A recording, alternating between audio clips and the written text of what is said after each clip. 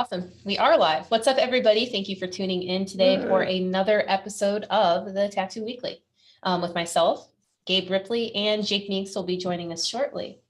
For all of you watching, let us know that these streams are working. We're beaming out to several different places. Either comment your name, where you're watching from, which is always fun, or tag a friend who loves tattoos as much as we do. So we're here today for episode number 32. We're excited. There's lots of stuff to talk about. Later in the show, we have a special guest who will be coming in about half past the hour.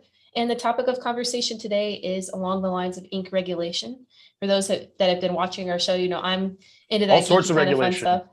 All sorts of regulation. So Gabe, we're excited to have you here again today, episode number 32. Before we kick off, we want to say thank you to all of our sponsors for providing this content to you guys for free.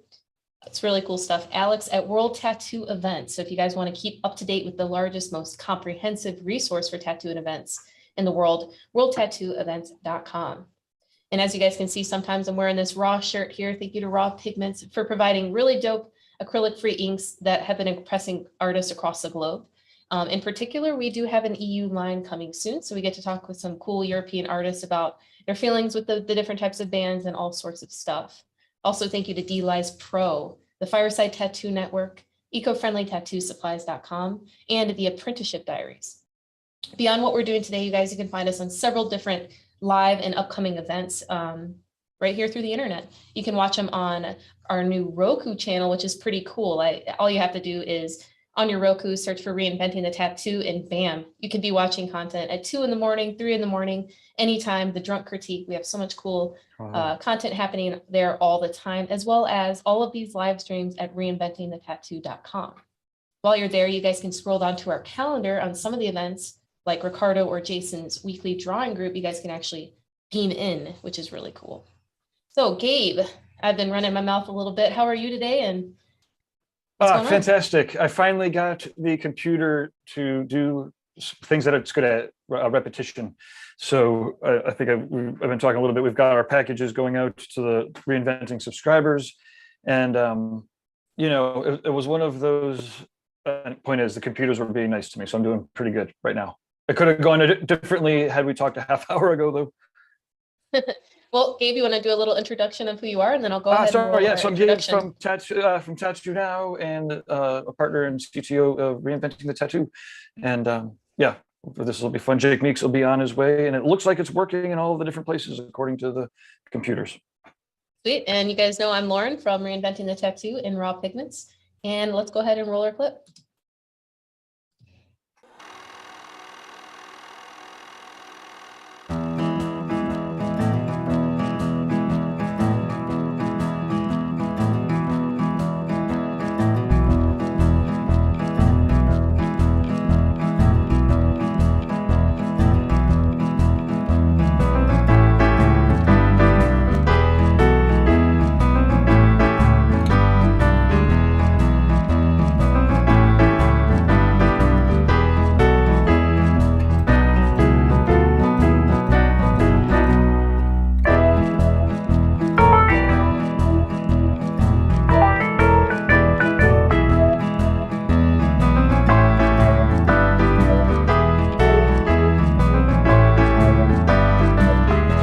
Mondays at 11 a.m. Eastern. Yeah. So yeah, Jake will be joining us in just a couple minutes. Otherwise, Gabe, how was your weekend since we last spoke? So let's see, what else have I been working on? Well, actually, I've been working on some other geeky stuff with Jake Meeks. Actually, there's a whole round of videos that we're bringing back and kind of enhancing and putting together from the Fireside Tattoo Network. And so it's really fun just kind of revisiting just how much content exists out there. And, you know, we've been able to look at some of the best practices, right, of what, you know, the same thing happens in tattooing where you look at to see who's doing like the best work. And then, you know, figuring out how to massage it into our own formulas, you know, in this case, it's Jake's formulas. And anyways, pretty excited to be working on, you know, some pretty cool geeky stuff for, you know, for great tattooers. It's just it's a lot of fun. It keeps me wicked busy. Also did edited a Marvin Moskowitz interview for that sounds Needle awesome. Jig. Yep, Mark from Needle Jig has been doing some historical interviews, and I think we set dates to go down there and do some filming in the Bowery. So Mark and I are going to go down there into the city. It's still a little hot out there. My wife was home for the week because someone in her classroom tested positive for COVID, so they shut down the classroom. Babies can't get vaccinated, so it's a little freaky still out there. But whatever. I guess time marches on. Hitting up the Hell City Tattoo Convention 2 weeks from now, so that's pretty exciting. Getting everything all set up for that too. Well, Jake, good to see you here. Happy Monday Hey, morning. happy Monday. How are you guys? doing? Good morning. Happy Monday morning. Oh shit! I was also sorry. Last thing, I was also just streaming out the first drawing for tattooers with James Wisdom. Okay. So he's doing the Monday 9 o'clock spot again, and he was a professor he was a tattooer for a while, and then gave up tattooing, became a academic, and taught at a art school, Chicago Art School, somewhere in there. I don't know. Seemed pretty prestigious, and then he's now getting back into tattooing and doing the 9 o'clock Monday morning classes. So he's kind of like revising the classes that he was doing for all the college kids, and doing Monday mornings on the Reinventing platform now. So Nice. that's pretty cool. What's his name? James Wisdom. Have you had a chance to meet? You haven't met James yet? I've never heard the name. Yep, he's been on a couple of. He's involved with the Reinventing trimester, the evolution classes, but he also comes in on Ricardo's Tuesday mornings occasionally. And Okay. I've kind of got to know him a little behind the scenes. And my first impression was like, wow, James, you're very technically advanced. You are in that tech club with us. And what type of system are you using? So it immediately had that spark for me. So I was really excited to meet him. I think you'll really like him. Oh, nice. Mhm. Well, cool. And he's doing the Yeah. Monday morning drawing groups the same time that I was doing last year, whatever it was last year. Yeah, yep. You did it, and then they passed the batons, and Kira picked it up for a little bit, and did awesome. And then she was doing 2 shows there. They're all still available in the archives. So if you do a search for Reinventing Drawing Groups, and then just kind of go back in time, there's a ton of them. But yeah, it is that 9 o'clock Monday morning, bright and early spot. Yeah. And James James Wisdom Chicago is area. actually on the Fireside in the chat on the Fireside page right now. Nice to meet you, James. Or hopefully we'll meet at some point. Hell City. Oh, Hell City. Sweet. Oh, nice. Yeah. Because we're all in that Midwest kind of region. Coming he up soon. I need to rent a car. Will you guys remind me to rent a car? You know what? Have you used Turo? Here's your tattoo. Yeah, I have. Rental I've tip used of the Turo. day. I've used Turo before. Can I use Turo to like drive? Will they let you like drive to another state? I guess they would. I don't know. I usually use it whenever I fly someplace and I'm just driving around that town. Yeah, I mean, I think you can. I think that's the reason why I've used it in the past. Huh. Maybe I can rent us a super cool Porsche to drive up to Columbus, and then we can just cruise High Street. Boom, Yeah. back and forth. Yeah. I think the 3 of us could pull that off. Yeah, that's You know it's what? interesting. I was going to say, my car rental would have been triple what the flight was. Oh yeah, really. Yeah, when I'm tattooing, it's just such a pain to fly. If I can drive it, and Columbus is about as far as I want to drive from Memphis. It's like 7 hours or so. That's about as far as I'm willing to drive. But if I can drive it, it's so much easier because I can bring like my floor lamp, I can bring more equipment, I can bring my table to tattoo on. And I know in Columbus, I've got like a full rib cage piece that I have to tattoo. So I can just bring so much more if I can drive. I'll definitely drive. I'll do like, Yeah. I mean, only time is stopping me in like 12 hours. I mean, I would drive a 2-day drive before flying if I could. But I'll do like a 16-ish hour drive. I go out to hyperspace. I can do that solo. Yeah. Someday, I think I'm going to try to do a cannonball run with Bob Tyrell and do a coast to coast solo, race. Oh yeah. And I'm down with that. But this year I've got my daughter Cecilia's coming out to Hell City with us. Oh, sweet. So I'm That's cool. pretty excited for that too. I don't think I've seen Cecilia since Italy, since the Venetian tattoo gathering. She probably looks different now. Yep, 19. Just got back from first year of college. So Crazy. Thank you. not to forget, I roll a little bit differently because I bring a lot of product and things like that to conventions. But never forget that, you know, the power of UPS.com, besides some of the stuff that's obviously your machines and stuff that's close, but you can ship in and out less than the cost of what it would be to fly with it. So, I mean, even if you had an 18 by 18, it could basically get across the coast for $50 or less, you know, and then that way you can have, but then a kind of little trick you can do is gather up your stuff and then turn off your label right in the concierge or in the lobby, and then UPS will pick it up on that Monday morning. So it's a super, that's a good idea. Never forget that that's a possibility. Yeah. I've done that a Eric couple here of times. says, "Good morning, ladies and gents." Eric, Eric on the Fireside Network. It says, "Good morning, ladies. Come on, Jake, and drive out here to New York and do a show. It's only a 13-hour drive." Exactly. 13 hours, yeah.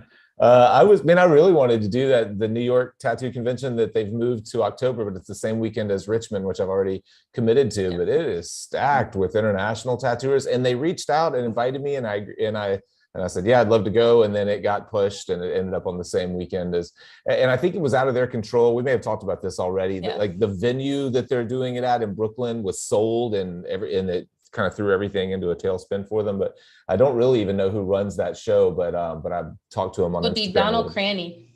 Who is it? Donald Cranny he owns Inkology in Los Angeles as well as New York. Oh, and he is one of the most organized people I've met. And he adapted very, very well to any of the changes that happened with that menu. But I mean, Richmond and New York, I mean, you could always fly up there Sunday afternoon and, you know. Yeah, that's true. It's a kind of a straight shot up the East Coast. Yeah. I'll probably wait till next year, but yeah. Yeah, definitely. Right. But they have a great lineup. I was just looking at it yesterday. Like, whoa, holy shit. Like, I'm really looking for like the Hell City and then the New York Tattoo Convention are two of my excited events. Yeah, it's really stacked. I was blown away, and a lot of international artists that I've never met but that I follow. So it would be a cool one to go and try to podcast at. But oh well, like I said, maybe next year. Got a question on the Fireside chat here. What kind of tattoo machine would you suggest for a new tattoo artist? You guys have any ideas? Yeah, I would obviously go with that Numa, but that's just me. But I like the one that your mentor recommends. Exactly, that's what I would say too. Yeah. Whoever your mentor recommends, whatever your mentor recommends, go with one that you can access without having to buy it. That'd be great. Then, now that said, it is amazing the length of time that is shortened learning how to tattoo when you're not trying to figure out how fucking a coil machine runs, and then trying to figure out how to make it run consistently. It's pretty nuts. Some of it, but again, part of it is like how you learn, and ultimately, the person that's responsible for the tattoos that you're doing on people, so that your mentor, who's like, gonna clean up anything you fuck up. They should probably be the ones that you're asking about your tattoo machine advice from. Yeah, that's I agree. Hazar is the name. I agree. Yeah, I would go with the machine that your mentor recommends, and I would try to test out machines without having to buy them, if at all possible. Also, there is an entire series that we did with Carson Hill of Numa on this channel that you're on right now on Fireside. And if you want, I think one of them might be called Best Tattoo Machine for Beginners ? And that will lead you through the entire playlist, and it'll give you kind of all the variables. So if you have, I really want to watch that series of yours, Jake, because the way that Carson and Eli were explaining things in Tahoe was like, holy shit, like I just didn't realize the difference in the machine and the why behind it. So it's definitely very intriguing. I want to catch that series. Yeah, it was a great series, and I tried to break it up in a way that you could take it in little chunks and it wasn't too overwhelming. A lot of the episodes are less than 20 minutes long. I forget how many total episodes there are, but it was a great, we did it over 2 or 3 conversations that were several hours long each. And I've intended, and people still reach out today and ask if I'm ever going to release the entire, interview, all 3, just start to finish, because we clipped a lot of it out to make it more cohesive. But there's a lot of information that that was in there that that never got put out. The only reason I haven't done it is I, at the very least, want to clean it up enough where it's not us fumbling through our notes and trying to decide what to go to next, how to tie things together. A lot of it is, we knew we were clipping it out. We knew we were breaking it up into multiple episodes. So we weren't really all that polished in the way that we went through it. And I hate to just throw it out like that, but I guess I could. Tony Urbanek has a whole series of Tattoo Machine podcast interviews, panels. What's the third Wednesday of the month at 10 a.m. He's interviewing different machine builders. It's pretty awesome. Him and this fella Dave. I think that's one of my favorite things to see on Wednesdays. That's cool. It's also you know what I think is going to happen is Tattoo Machine Olympics. Tattoo Machine Olympics, where you have to put a machine together and tattoo with it. EMO. There's I think they've got like 3 or 4 different challenges, or events or sub events, including the incline race, because Akron, Ohio, I believe, is also the home of the slot car racer, right? The slot car races. So anyways, Tony took the idea and is running with it. He put it in front of a couple of different tattoo machine builders. I think they're going to set up like the machines to like run like drills, try to drill through shit and saw through stuff. Interesting. So Tattoo Machine Olympics, you've heard it here first, unless you heard it from him first. It just kind of sparked the idea for like an amazing race, kind of that Tattoo Machine Olympics merged with the race across the states. Coast to coast race. Nice. It'd be fun. Yeah, the camera shots, you can imagine Jake just having the camera there on an incline with the machines buzzing down at you. Right. That's awesome. Yeah, I have a question for you guys too, Jake. So say you're a beginner tattooer in this age versus when you started back in the 90s, I believe, or 2000s. Mm-hmm. And do you feel like you would feel like you lack the fundamental knowledge of tattooing altogether if you skipped your knowledge or understanding of how a coil operates? Do you feel like you would just have that lack of knowledge, I suppose? Yeah, I mean, I don't know that you would have that lack of knowledge, but I don't know that it would necessarily affect you, it'd be a detriment to you as a professional tattooer moving forward. There are tons of great tattooers that have started tattooing in the age of pin style rotaries, and it's all they've ever known. I don't think it's any different than my generation was the very last one that made their own needles. So even before rotaries and made such a huge splash in the industry, pre-made needles had started to gain popularity before cartridges. Like you get to where you could just buy pre-made needles. So my mid 90s group was the last one that even made needles. And while I think that there is definitely like some value in knowing how to the differences in in grouping needles tightly and grouping them loosely, and flats versus mags, and back then we didn't do curved mags or anything like that. I didn't know any jigs that would allow you.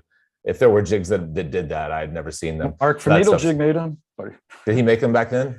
He was one of I think the first, but yeah. Yeah. I think the first. So, but the same thing, it's like definitely there was an advantage to having made needles and knowing how they worked, but I still had to learn whenever I started buying pre-made needles, all the terminology that the needle that the distributors were using, like power liner or, versus, what they considered tight, what they considered loose, and the terms that they were using. I would have to buy them and then look at them and go like, oh, now I know what they mean by that. That's whenever I used to like just only solder this far up and leave it loose. Or that's when I used to take like a razor blade and flare, those out a little bit more. So I knew what they were, but I didn't know the terminology that the needle, that the distributors were using or the manufacturers were using.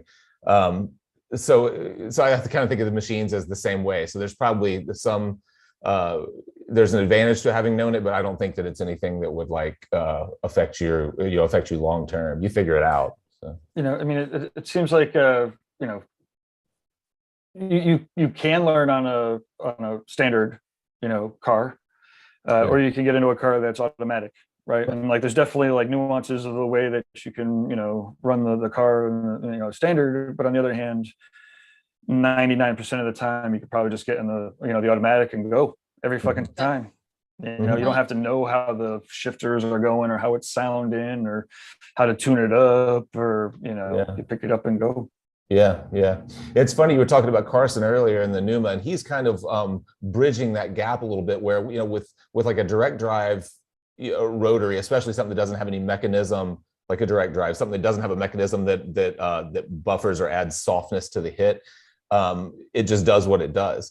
But with Carson and his cams, what he's doing is he's trying to more closely mimic the action of a coil machine, the oscillating action of a coil machine. And so he is kind of reintroducing some of those concepts from coil machines, as opposed to understanding the full cycle of the needle, the dwell time in the skin, how fast it enters the skin, how fast it retracts from the skin, and all those types of things. That's not been anything that we've had any control over that much in the rotary world until he introduced these cams. At least to my knowledge, there are a lot of rotaries that I don't use. I'm sure other people are doing.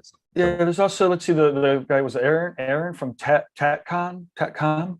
He's got a power supply that is adjustable. He's like a wicked programmer. He's a wicked fucking programmer. I'm not even a programmer compared to him.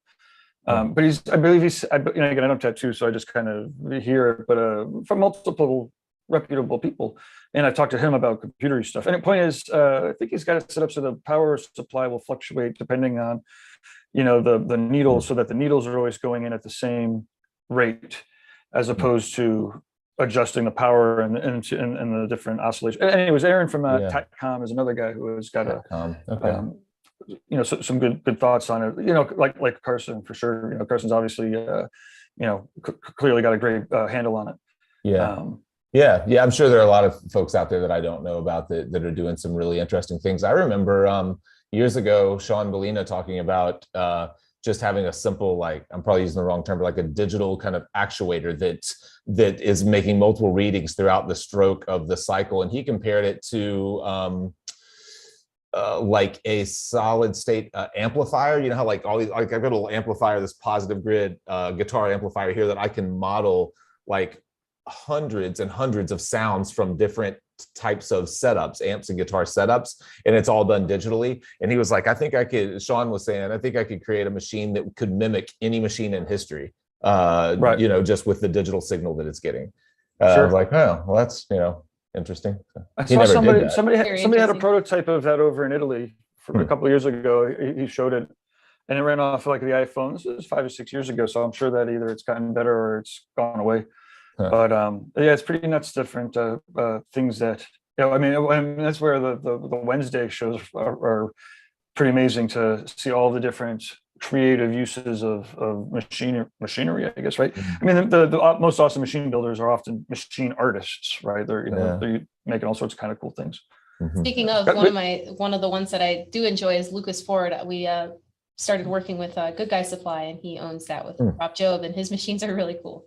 You can look him up at Mr. Lucas Ford. Lucas Ford. I always forget to get a piece of paper out whenever we're talking. Okay. Here, I'll drop it in the chat for you. Okay. Yeah, we need to make sure that our notes, we have our the show notes. That's when we slow down to do it all perfectly. That'll be it. We have another question from this is the Fireside Tattoo Network. Eric's asking, honest question. I've been tattooing over 12 years. I've been pushing my own work as of late. When is it time to turn away, quote, flash style and only do my work? Should it be a financial decision? Or is it a build it and they will come kind of a thing? If I was to do like a business consulting, I'd ask a couple more questions, like how far out are you booked? Where you have your custom work displayed. I did a consultation with somebody recently, and they're like, oh, I have tons of my, want to do tattoos, in a folder, by the portfolios. And I'm like, yeah, but what are they looking at, when they're in the chair? Are they looking at a wall full of line drawings or whatever?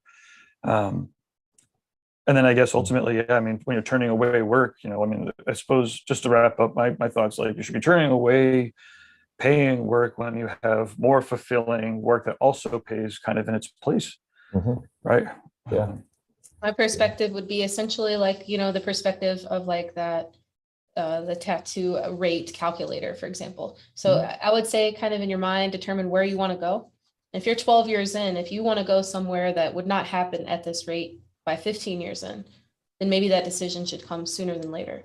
It kind of depends on where you want to go, because if you're going to do this to fulfill any sort of financial gain, well, that I don't think would be necessarily plausible in this argument, because if you make the right decision, you'll still have financial gains on either side of the equation. You'll still be tattooing, but the mental gain and the personal gain and the personal growth would be completely challenged if you didn't make a conscious decision to do the work that you'd like, especially 12 years in. I don't know your level, I don't know your rate or anything like that, but I think it's important not to, I think it's important to be happy and to really push yourself, because when you're in your norm, maybe you get stuck in the norm. If you push yourself, you may project yourself further a lot faster as well. Let's see, we got a couple more comments from him. Let's see. So we only book quarterly, and so he's booked out until June with a waiting list when we open. So I guess just real quick, like if you have a waiting list, then hey, here, these are the tattoos that I would like to do to book to get in front of the waiting list. You know, you are able to dictate your clientele. And then the other quick bite I might suggest is often, instead of thinking of the flash tattoos as, you know, crappy ass flash tattoos, like, you know, you could also think of them as you're getting paid to like upsell, you know, a client on something off that is more up your alley in the future, you know. So as opposed, like in technical sales terms, you know, converting a current happy client to a better happy client takes less time and is less of an investment than convincing somebody to actually just get tattooed by you, right? So I mean, and not to say, and if you're, you know, you have to have a good attitude about it, because if you have a bad attitude about it while you're doing the faith upside down on the wrist, they know it, right? But if you're showing them an awesome time, you know, and a great experience, and planting the idea seeds for other, you know, cool future. And again, if they're looking at cool stuff, oh wow, that's a tattoo design, you know, wow, I didn't realize you can get them that big, like that looks pretty cool. I don't know. So you might think of some of those flash tattoos as getting paid to, in part, you know, potentially upsell people. And also as opportunities to exercise your own kind of mark making. You know, it doesn't matter the subject matter, your marks are your marks. So a flash tattoo, even if you didn't draw it, gives you the opportunity to redraw it or to present it in a way where it has a little bit of your kind of unique mark, and whether or not the client recognizes that, it's a challenge for you. I got that opportunity not too long ago. I have a long-term client that we've done back, full torso, sleeves, and his daughter was in town from college and wanted to get her first tattoo, and he asked if he could donate the first hour or so of his day session to her. And we did a poppy, and she had some very simple Pinterest style poppies to do that she wanted on her in her ankle. And I used basically one of those poppies, but I found a way to do a warm cool transition and a high chroma to very soft muted transition in the petals that I thought was interesting, that I didn't think that I don't see all that often, and it challenged, you know, me in kind of a different way, or I thought kind of gave me a chance to put my own kind of mark on the tattoo. And it was cool. You know, I enjoyed it. She has something completely unique, not like any Pinterest poppy. You know, and it was kind of a win-win, you know, for everyone. So it gives you an opportunity to think about those flash tattoos a little differently. All right, and it's 1:30 now, so we're going to go ahead and bring in our guest today. We have Caroline Evans on the line with us, and we're going to be talking a little bit about ink regulation. Caroline, you guys have met at the Paradise BYOB. You may have seen her on Ink Master in the past as well. And she can be found on Instagram at Caroline Evans, out of New Jersey. I'm always embarrassed when Ink Master and TV tattoo people hop on these things. Although we're doing good now. We actually, everybody's got a better background than anybody on CNN. Oh, CNN. Oh, she'll be coming in soon. So you know what's funny? I was like reading all these chats, and I thought I was on the Fireside YouTube the whole time, but I was on Reinventing. And you started reading from the Fireside, and I was like, I don't see any. I'm like, man, that was some real good weeks. I swear, I'm looking at the Reinventing one, and I'm looking at the Fireside one, but it's not saying the same thing. Caroline, how are you? Great to see you. Good to see you guys too. How are you guys? Hey, how's it going? Monday morning. Yes, Monday morning. Woohoo! For me, it's my second stream of the day for me. Oh, is it? Oh, we're doing the 9 o'clock in the morning again. Very cool. So, well, I just kind of introduced a soft introduction for those who haven't seen you lately or before. Caroline, it's great to have you here. Do you want to give us a little introduction of yourself from your perspective? Okay. I've been tattooing since 1998. I started under Steve Ferguson at the Ink Spot here in New Jersey. I was with him until 2007, and then started bouncing around to a bunch of shops.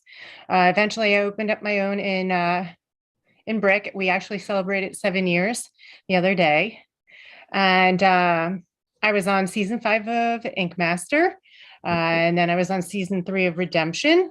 And now I am the board secretary of the Alliance of Professional Tattooists. That's cool. But- All right. Alliance of Professional Tattooists. So that's like the an actual group of tattooers that are trying to like influence like lobbyists and shit or politicians. Yes, it is. So it's a- kind of like the old national, but like the APT, Alliance Yeah. of Professional Tattooers. Yeah, okay. They've yes, been around forever. yeah, they've been around for 30 years. They're actually celebrating 30 years this year too, and they started in response to the AIDS, HIV, pandemic and stuff like that. And so yeah, so we've been around for 30 years. I've been involved ever since I started tattooing. Because like even before I started tattooing, I went to a convention and they had a booth there. And so that made me aware of their presence and everything. And as soon as I was allowed to join as a professional member, I did. And I've been a professional member ever since. And for years and years and years, they'd been asking me to participate a little bit more. Finally, I caved and said, okay. And actually, I'm glad that I did, because now they're doing legislation here in New Jersey where they try to sneak in some stuff that actually would have banned tattooing in New Jersey. And they didn't realize that they were doing that. So So it was unintentional. That was just it wasn't necessarily nefarious in this case. It was just being dumb. People, politicians not understanding what's going on. correct. So then it was just like, yeah, they were like, okay, we're going to do this. We're not going to consult with anybody, and we're going to throw this all together. And then we're going to let you know what we want to do. And now you have time for your input, which is sort of actually in the reverse of what they're supposed to do. They're supposed to reach out to everybody first that's in the affected community to say, hey, can we get your input on this? And, and then you get the input, you put together the stuff, and then you put it out there for the public comment section. And, but we didn't get it until the public comment section. And if I weren't on the board, I wouldn't have known, because our home office manager, she forwarded the email to me. She's like, oh, you're in New Jersey. This might be of interest to you, and I'm like looking through it, and they're like, yeah, contact your state, the state liaison. And so I did. And Jen Carmine is our state liaison. She owns Monarch Tattoo in upstate, like New Jersey.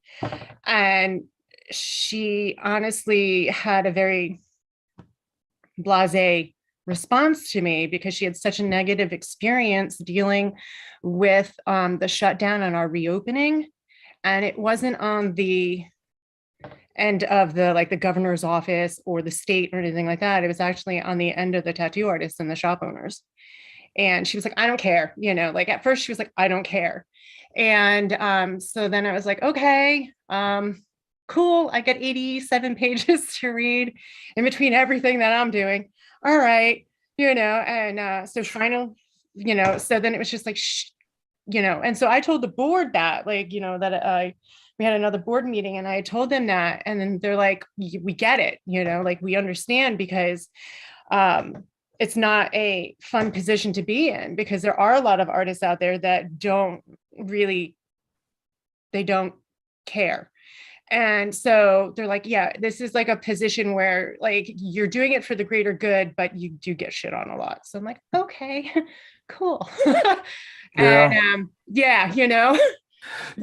when people are talking about like freedom of speech and whatnot, it's like on the computer platforms, it's like unbelievable to me. I'm like, man, you clearly, for one, don't understand private sector shit. But if you've not been to like a government meeting, like that's where freedom of speech is really put to the test. You have to allow people to speak in government meetings. So like all the fucking weirdos that no one else will listen to have their fucking 3 to 5 minutes. It's out of control. Yeah. Oh yeah, I've seen some stuff on TV, and you're just like, what is happening? But so I read through the proposed changes and updates and whatnot, and I was like, and I sent in an email to the rest of the board, and they're like, oh, Yeah, no, that can't be in there. And so we did get in our official response during the public comment section. And Can you paraphrase or like give an example of what it was that was that was going to outlaw tattooing? What the wording was that they didn't understand? Or yeah, what they didn't understand is that the FDA has this Title 21 that they apply to color additives, which for us is our dry pigments. And so our head of our state health department decided that he wanted to take that Title 21 and apply it to the aftermarket, to the tattoo ink. And you're like, okay. you can't do that because then we can't be Yes. compliant. Gotcha. So it was Yeah. basically banning all dry pigments. More or less. Okay. Yeah, but he didn't understand that that's what he was doing. And you can't apply that to the aftermarket product. It's pre-market. So, Mhm. and it was just like, and so our vice president did get on the phone with our state liaison, and she's been helping me ever since, like just like talking to anybody and everybody that we can, letting everybody know or trying to get the word out to as many people as possible. Like this is happening. And it's happening because people who are making our laws are not educated on what it is that we do, and we need to educate them, and so yeah, so it's been interesting. So where does that stand right now? It's just kind of still in limbo, like you've appealed or made your case and waiting for a response, or More or less, like it was that like we're waiting because then I guess it goes through legal, and they have to address all of the concerns that everybody put in. So, because during this public comment section timing, anybody can put in a comment, and they have to address each one of the concerns that people wrote in. So that's where we're at right now, is that we're waiting for them to respond back to us. And it sounds like they were like, they're like on the fence. Well, not on the fence, like they're like, we should have had a committee, but we didn't have a committee. So I guess maybe then we should sit down and talk to you guys before we move It's forward. like, not only have to hold them accountable to like science and shit like that, but like just even to having holding them accountable to the structure that they're supposed to have in place. Yeah. That's to me, Okay. like I got It's almost like you have to have like lobbyists and lawyers that are on retainer all the time to get anything done. right, but we don't, and so then it's left up to us to do it. And and to me, it was sort of like I got so angry because they sent back an email in response to one of our letters, and like they're explaining like how everything's supposed to happen in New Jersey. And step one is to let the affected community know, and they didn't let us know, and it's like, that if they're going to be making rulemaking, that community needs to be in the know, and they didn't let us know. So then I'm like, they skipped step one, like how can they skip it? So Carolyn, I'm curious, was there any sort of formal relationship with the liaison prior to this happening? I've known Jen since forever. Like I met her actually out of state at Dina's all-female convention down in Orlando. And but she was just treated so poorly by other artists and shop owners that she was just like, I just, whatever, they can like screw them basically, so but now, like I said, she's done like a 180, like our vice president got on the phone with her and was explaining what is in the updates and stuff like that. And then she's like, oh, so yeah. So I got the text message from her saying, whatever you need me to do, let me know, so she's on board. But if there was no relationship at all, just say that this person, the liaison, was someone you've never met at all, for example, say in my state or Jake's state or Gabe's state, how would you recommend people knowing who that liaison is or forming any sort of relationship or, anything like that, contact information on file in the case that something like this would happen in their state? The APT should have a list on their website. They've been in the process of like updating the website and stuff like that, but they did have a list. This is safe dash tattoos. Is that the Yeah. Safe tattoos. Yeah. I'm going to screen share here. Sure. Yeah. So I think this is going to go out, right? yeah, there you go. Okay. So, and they should have their list But like I said, they're in the process of like updating everything. I think like when Mike Martin, who had been the prior president, had passed away, and he had passed away unexpectedly, like a lot of stuff, like people didn't have access to things and whatnot. So, but we're all trying to like work all of that stuff out now. Hmm. So I'm not sure if they have that list currently here. But if not, like I'm definitely going to tell them that they have to get it back up there.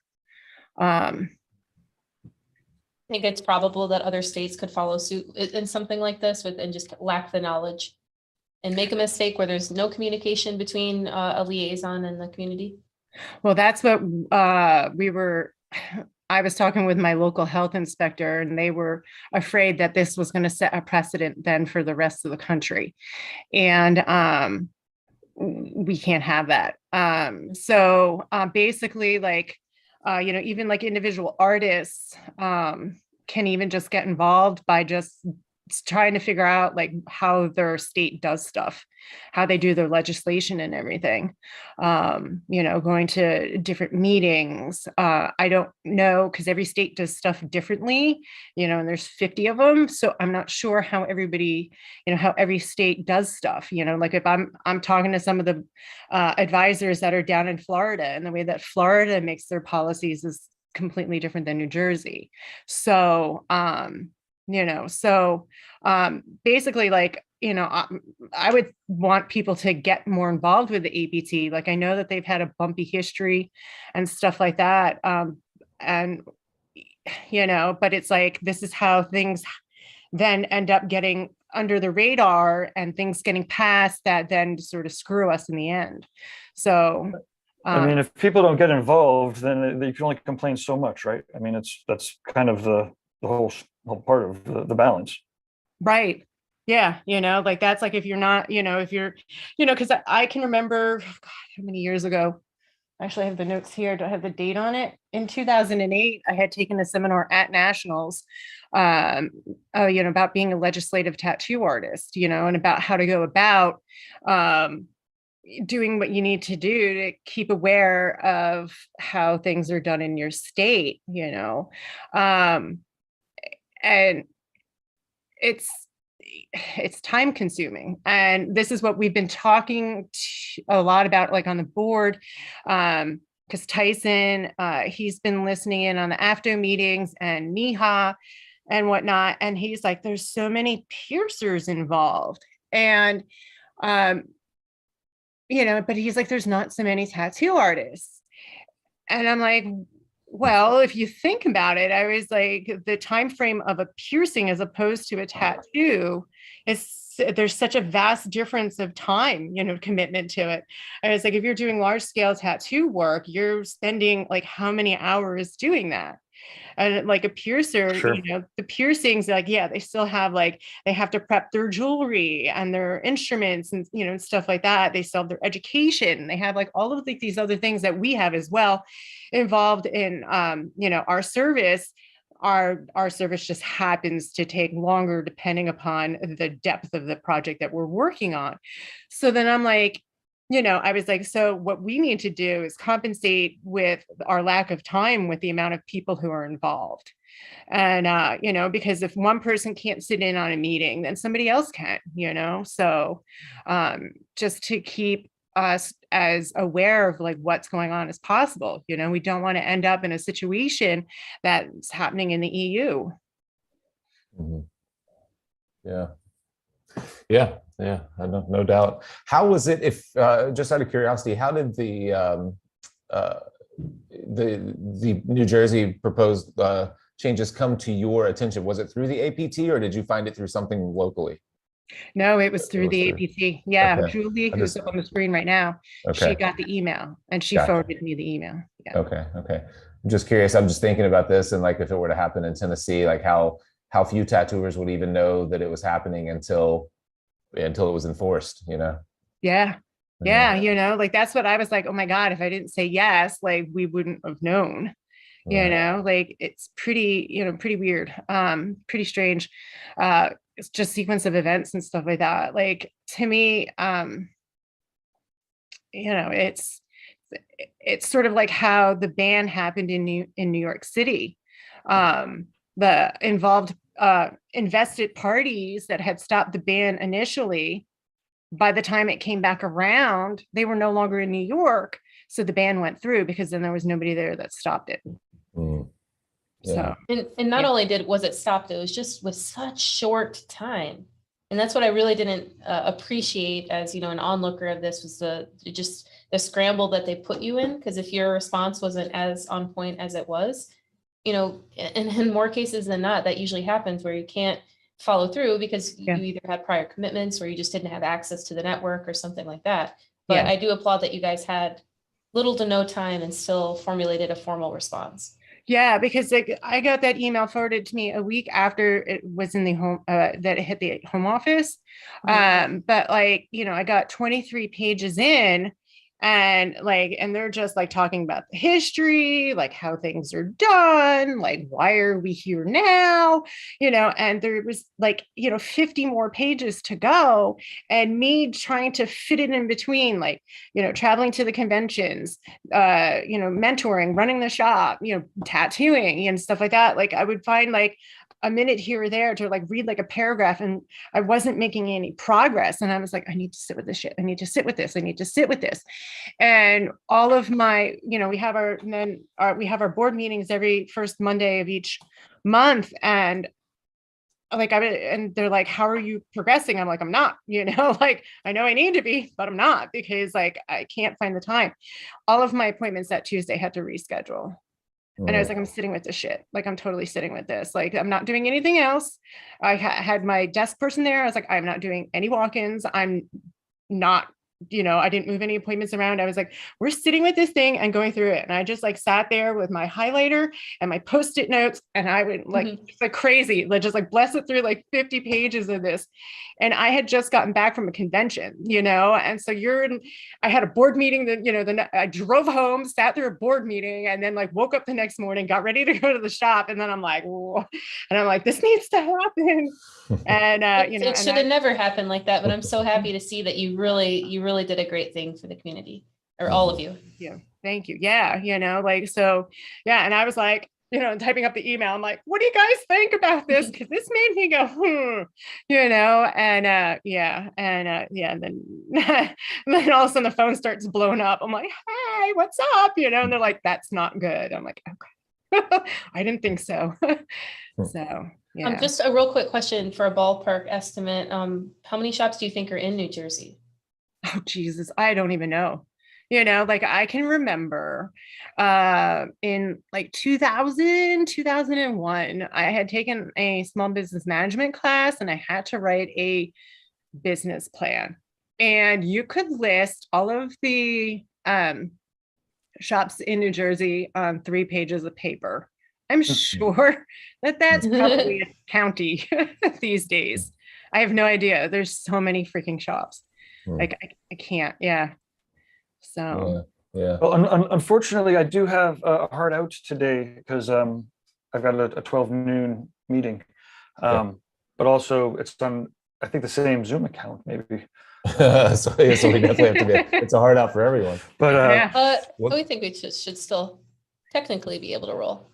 Yeah, for a couple of more minutes. Okay.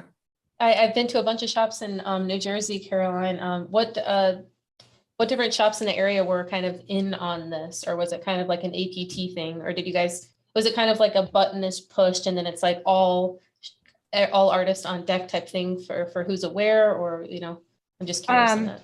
Yeah, I was trying to tag as many people as I could. You know, like when you're under pressure like that, your brain sort of doesn't work, you know. So I was trying to reach out to as many people as I could. I had Joe Dillon reach back from Ink Therapy, and then the guys from Rorschach, and Michael Schweigert. Who else reached back out to me?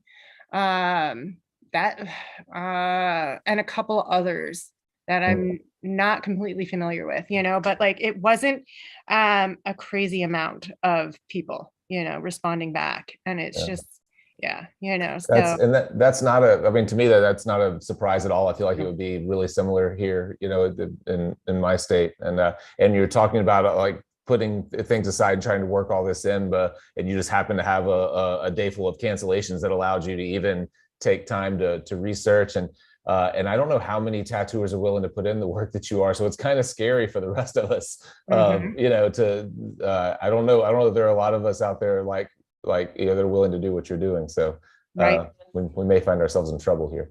But Yeah, this is yeah. a good spot, right? Like anybody, any of the tattooers, especially the younger ones that are watching, right? Like join something like the APT and Yeah. have your voice in there, and you know, be the change that you want to see. Yeah. News You know, I definitely was- travels a lot faster now than it did when things Sure. started 30 years ago. So news can travel from one person to the 6 degrees in a second. Essentially, it almost is like establishing a new network where you do have people like you, Caroline, or other people in the APT leading these things, but that line of communication is fast and strong. Yeah. It's crazy. I was just thinking that just to wrap up, I was thinking about people like myself who are on the downside of their tattooing career. I'm 27 years in, so I don't have a lot of tattooing left ahead of me. And that would be a great way for someone like me or others that are, you know, that are on the downside to continue to contribute once we're not tattooing so much anymore. So yeah, if you kind of bookend it with up and coming tattooers trying to learn and have an impact on what's happening in the industry, and then people like myself and like you too, Caroline, you've been tattooing so long, as we kind of make our way out where we're not tattooing full time anymore. It's a way to kind of give back to the industry that made us a living for so many years. So it's almost like the health of a community is based on how it treats its youngest and its oldest. I don't know about that. Yeah. Yeah. Well, cool. Anyways, Well, do we need to wrap it up, Gabe, so you can start your new or at least I do. We could. Okay. I'm gonna click the button in a minute, but you know. Yeah. So I'll say Well, that I'll be thank like, you, hey, thanks. I'm Gabe Ripley. I'm gonna be out. I'm actually out of here as we speak. Mhm. Have fun. There's my alarm. Well, I'm gonna leave the meeting. All right. Well, Caroline, it was awesome to have you on today. thanks. I thoroughly enjoy, I know you mentioned NEHA and AFTO, maybe that's a conversation for another day. Yeah. It just so happened to be that they canceled 2 following meetings after that. Really? Okay. They were completely rescheduled, but it's Yeah. interesting because some of the things that you mentioned Tyson sitting in on these things, and I Yeah. sit on them all the time. And the things they're talking about now that I felt interesting was the checklist, the health department checklist. So that is another conversation. So there's things Yeah. that it pays to sit in, but it's so difficult because they'll have meetings in the middle of the day, or they'll have meetings like that don't Yeah. work for a standard tattooer. So No. whether or not you'd like to have, you know, your trusted shop manager or your assistant kind of keep an eye or ears to the ground in cases like this, Yeah. because it happens so fast. I would imagine it's going to happen like that again in other states. I think so too. Yeah. You know, Yeah. so just like I said, like the only thing that we can do is just, you know, for our lack of time commitment is just to have more numbers, more people who are, you know, so, you know, if this person's appointment cancels, but that one's tattooing, then they can listen in, you know, like Mhm. Yeah. just, yeah, stuff like that. Like it's honestly, it's interesting. The whole thing, the whole legislative thing is like interesting and sort of like a puzzle. And it's just, yeah, it can be a little intimidating too. So, yeah, you know, but I think like the more people there are, you know, the better off I think that we would be. You Yeah, know? absolutely. Yeah, spread the workload a little bit. Yeah, Yeah. to be blindsided by something is not something that any of us particularly like. So, I mean, we can be proactive moving forward once we see that this type of thing is going to happen again. Yeah. Being Yeah. prepared. Yeah. Got to be prepared, you know. So, Yeah. and I definitely like I didn't know anything about NEHA or AFTO before going on the board, you know, and then like so then they start throwing these things around. I'm like, what is that, you know? And I'm the secretary, so I have to write like what's going on in the meeting, you know. So I'm like writing myself little notes. Look that up later, you know. Like, yeah. Yeah, absolutely. The National Environmental Health Association is Yep. just in case Yeah. anyone doesn't know that. But yeah, thank Yeah. you so much for coming on the Tattoo Weekly. you. We'd love to see you again soon. Health Yeah, City, absolutely. will you be there? No, I wish, you know, but no. Okay, so the next time I see you, I'm not sure, but I do enjoy seeing you every time, Yeah. no matter where Yeah. it's at. So I know I'll be in Baltimore, and then I forget where I'm going after that. So, but yeah. Sure. And then let us know, everybody know one more time how we can find you. Caroline Evans, and I am at Radiant Energy Tattoo here in New Jersey. And you can find me on the internet at either myradiantenergy.net or tattoosbycaroline.com. Excellent. Well, Awesome. thanks. Jake, thank That was you. awesome. Yeah, Yeah, thank you. thank you. We'll see you.